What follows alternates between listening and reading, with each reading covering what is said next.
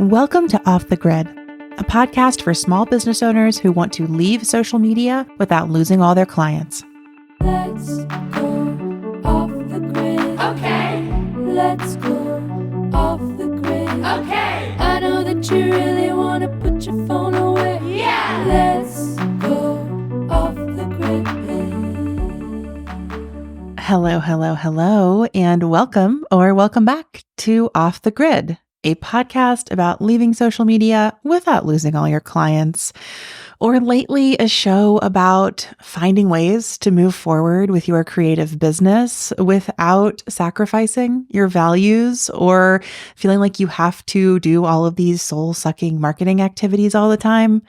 We are not here for soul-sucking marketing activities at Off the Grid. I mean, I do love a good vampire movie, but I don't love actually doing soul-sucking work. So let's not do it anymore. If you are new to the show, I'm Amelia Fruby. I am the founder of Softer Sounds Podcast Studio, and here I am your fellow explorer and guide in this journey of doing business with radical generosity and energetic sovereignty. And if this is your first episode of the show, I want to make sure that you know about the free Leaving Social Media Toolkit that I've created for you.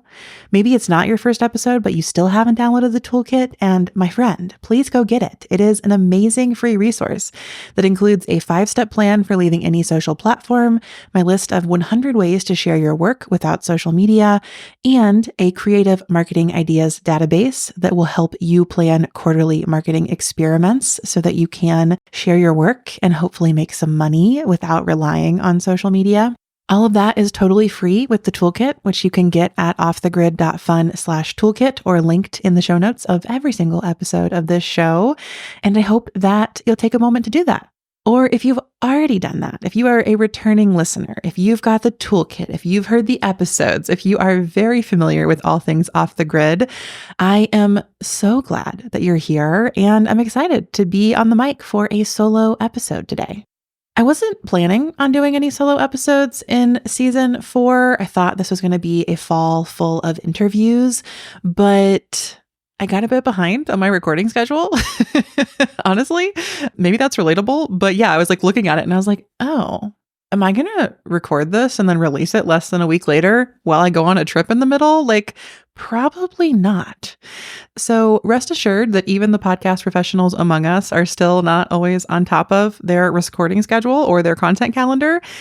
And honestly, it's great because I really wanted to talk to you about what I'm going to be discussing today, which is a topic I've been thinking about for a while and calling something like self-employment is a spectrum. So if you are self-employed, or if you're considering self-employment, or if you're grappling with some challenges of what working for yourself means right now, let's go ahead and dive on in to today's episode. So this episode was inspired by the last free coaching day that I did in the interweb, which, if you're not familiar, is just a day that I block off on my calendar and offer 10 30-minute advising sessions that are free for interweb members. I do this roughly once a quarter, and it gives me an opportunity to meet with 10 people in the community and to hear what's happening in their businesses and to offer some advice and support. And sometimes it does look more like advice, like here's my 3-step plan. And other times it looks more like support, like, wow, I really feel for you and that's hard. Or, OMG, that's so amazing. I'm super pumped about this with you. And when I did the last one in August of this year, 2024, almost everyone I talked to was trying to figure out if or how they were going to keep going in their business. And sometimes they had an idea, like, I need to make some more money this fall. I'm going to launch this program. Or other times it was a more general, like, I don't know if I can make this work. Like, is anything working right now?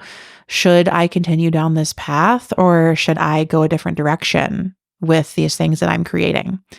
And I was really grateful that so many people invited me into those considerations with them. And it inspired this episode because what came up for me over and over again was this idea that self-employment is a spectrum, not a binary. And of course, I take this from, gender theory, right? Like gender is a spectrum, sexuality is a spectrum. There's not a binary in this. And I think that we can apply that mindset shift to self-employment. So often, I think that we are told or we think for ourselves that you are either employed by an employer or you are self-employed. Like it's very binary, very black and white. You are self-employed or you are employed by an employer. Of course, then there's always this third of like, or you're not employed at all. You're not working. You don't have a job that is considered work by the public. Hello to all of our parents out there, right? So, of course, as soon as we think of it as a binary, it immediately starts to break down. Like we know that of all of the people on the planet, we can't categorize everyone into working for yourself or working for someone else. Like it's not that simple.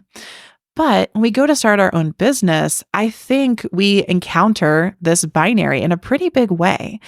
And sometimes that can lead to us putting a lot of pressure on ourselves to be the best self-employed entrepreneur, small business owners that we can be. And what I mean by that is I see a lot of black and white thinking that sounds something like, if I'm self-employed, I have to make all of my money from selling my products and services to consumers or other businesses. That's what it means to have my own business. That's how it's got to work. That's what I'm doing going forward. And on the one hand, like I love this for you. If that's working for you, that is amazing. And in a certain extent, that's what I've done. Like I launched Softer Sounds. I work for myself. I sell podcast production services to other creators and small business owners, and that provides my full-time income. I am self-employed. I work for myself full-time. But I think that there are so many other options between that type of self-employment, working for yourself full-time where your business is the only thing you work on and the only way you make money, and having a full-time job for an employer where you work with one company or person and they provide all of your income. It's not a binary, it's a spectrum. There are so many other types and combinations of employment and making money in between those things. So I want to take a moment to just name and dream up some of them with you, because I found it pretty liberating, honestly, to make this list for myself when I was prepping for this episode. So between these two poles of full-time job for someone else and full-time working in my business for myself, there's so much you can do. You can have a part-time job for someone else and create and sell your own things alongside that. You can have a few contract positions where at any given time, you are making all of your money from 3 different contract roles.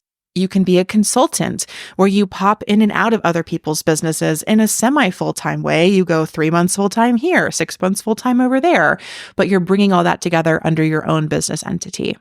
You can have a business of your own that you only run part-time.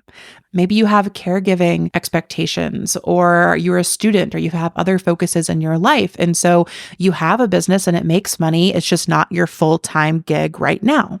Maybe you have your own business and you do some gig work alongside it. Maybe you have your own business and you do DoorDash, or you have your own business and sometimes you drive for Lyft.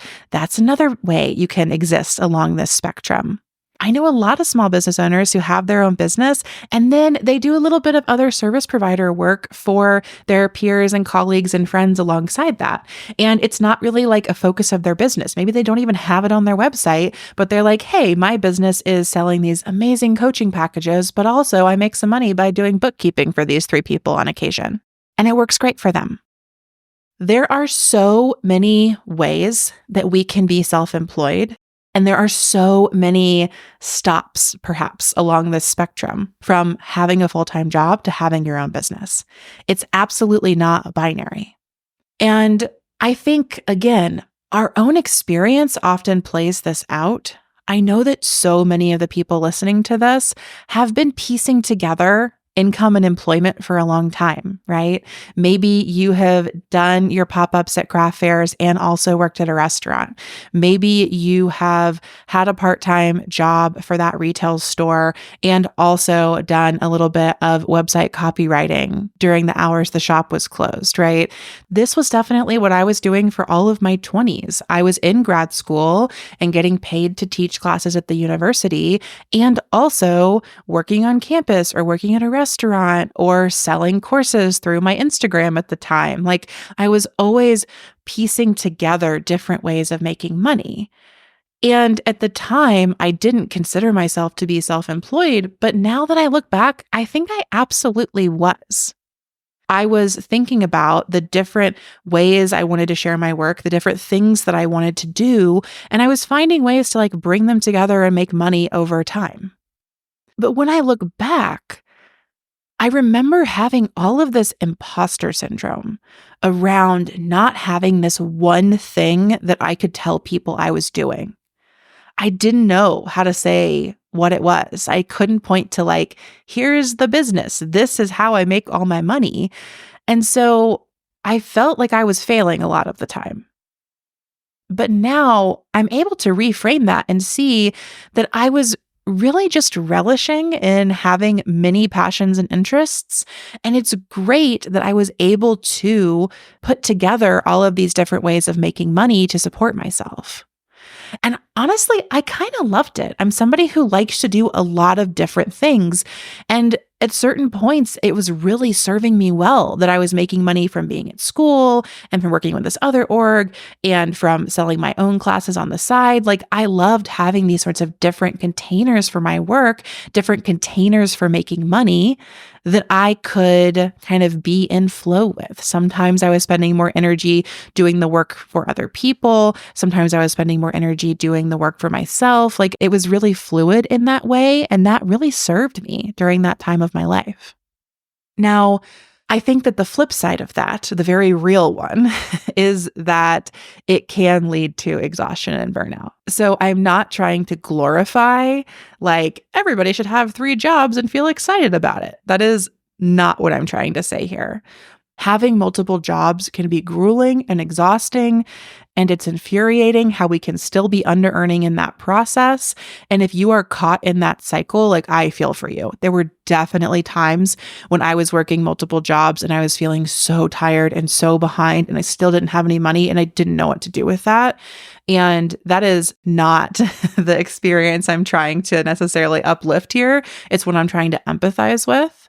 But what I'm trying to point to is something different, where instead of this monolithic idea that everyone should have one job or one business or one thing that makes them all of their money, I think we need to deconstruct that. We need to let that monolith crumble. We need to embrace a more expansive idea of what it means to be self-employed. We need to let go of binary thinking and lean into the spectrum, so that we can allow ourselves to flow better with our businesses and with what's going on in the world. Because the thing I kept hearing in those conversations from the free coaching day was people really hitting a wall with not being able to figure out how to get their business to make more money when they needed to make more money. And at a certain point, just continuing to do the same things or just trying a new online business tactic isn't going to break through that wall. Sometimes we need to step back. We need to do something else. We need to invite money into our work and our lives in a different way. And that allows us the space to re-engage and reshape our business over time. And so more than one of the people I talked to, we ended up kind of coming to this conclusion that it might make sense for them to look for part-time work, or it might make sense for them to try pitching some different types of contracts that didn't quite fit into their current business, but were skills and tools that they had from other eras of their career and could call upon now to just make some money and take the pressure off their business. Self-employment shouldn't be pressure. It shouldn't be this one experience you're trying to force yourself into and force to make work for yourself. I talked about this a little bit in my very first episode of this year on overcoming under-earning, where I shared that thinking of money as fluid, thinking of money as the element or realm of water has really helped me transform my relationship to money in many ways. And it's helped me see that all of my water doesn't need to come from one source, which means that all of my income doesn't need to come from one source. And perhaps most importantly, it doesn't make me a failure if I change that landscape of how I'm making money. It doesn't make me a failure if I invite money or water into my business ecosystem in new and different ways. Because the block that kept coming up when I was talking to people on that free coaching day was that we're a failure if we can't make business work for us. We're a failure if we can't make our business work for us. And I just don't think that's the case. Sometimes we start something as a business and it turns out it wasn't really meant to be a business. It was meant to be an art project. It was meant to be a gift for the 6 people you really know and love. It was meant to be a nonprofit. It was meant to be a grassroots organizing campaign. It was just meant to be one really cool mug that you made for your mom. Right? Not everything is meant to be a business. And sometimes we start a business that isn't supposed to be a business, and we have to ride that wave and hopefully let it go before it takes us under. Other times we start a business and it is meant to be a business, but it's going to take a lot longer to get to the place where it can financially support us. And so we need to find ways to allow ourselves to still work on and within that business while taking some of the financial pressure off. And that can be a great time to bring on some contract work, to bring on a part-time job, to do a little bit of something else that can allow us the energetic space to keep that business going. Just because your business isn't making a full-time income in a certain amount of time doesn't mean that it failed or that you failed. Frankly, just because your business never ever makes a full-time income doesn't mean that it failed or that you failed. And having a business that makes a full-time income is not the only way to be self-employed. It's not work for somebody else or work for yourself. Those are not the only 2 options. There is so much space in between them. And that was why I wanted to make this episode and talk about how self-employment is a spectrum, because it's so important that we let go of this binary and that we embrace many different ways of sharing our work and making money. Now, as I wrap up this episode, I want to make a little confession here at the very end. When I started my business, I was pretty clear that I only wanted to be in close community with other people who were working full-time for themselves. And I've had to reflect on this because since then I've wondered if I was just being a little intense or unyielding or stubborn or just kind of excluding people who are doing really cool stuff because I was so focused on working for myself full time, on having a business from which I made all of my money and enough money to support myself and my little family. And now when I look back, I compare this to when parents have their first baby and they kind of only want to hang out with other parents because they're just trying so hard to figure out how to be a parent and how to keep a baby alive. And that's all they have the bandwidth for. And obviously not all parents feel that way, but I know some that do. And I have felt a little alienated from some friends in those moments when, I do not have children and do not want to have children. And they don't really seem to want to relate to me in those early days of sleepless nights and trying to figure out how to have a kid and love a kid and raise a kid and never sleep again. But I think that when I was launching my business, I was a little bit like that. I was just so deep in the process of trying to figure out how to bring this business to life. And I was also in the middle of doing this huge amount of work to just believe that I could do it.